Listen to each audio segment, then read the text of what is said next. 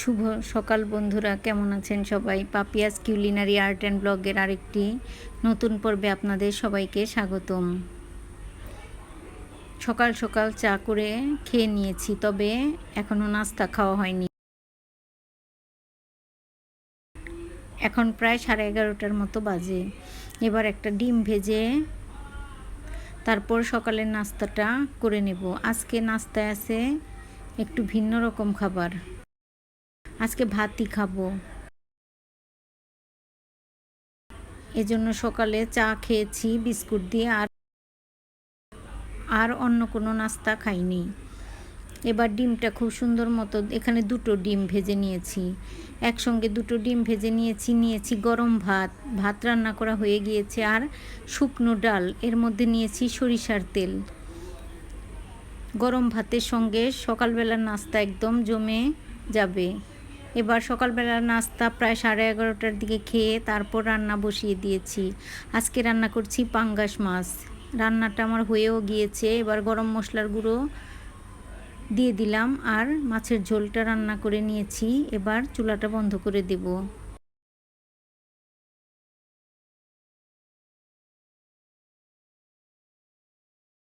আসলে প্রচণ্ড গরম পড়েছে, এই গরমে তেমন কিছু খেতে ভালো লাগে না।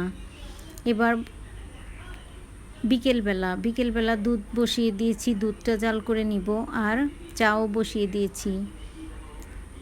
গরমে চা খেতেও ভালো লাগে না, তারপরও একটু চা না খেলে আসলে ভালো লাগে না।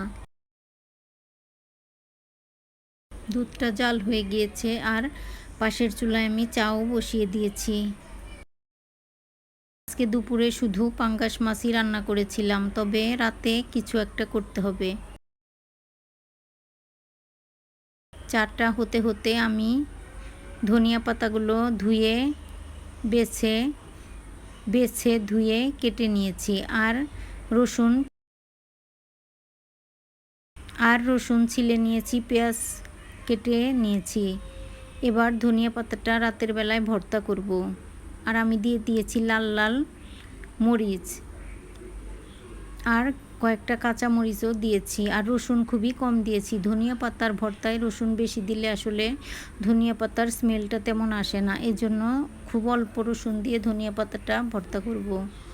পাটায় বেটে ভর্তাটা করব, আর রসুন ছিলে রেখেছি, রসুনগুলো বেটে রাখবো।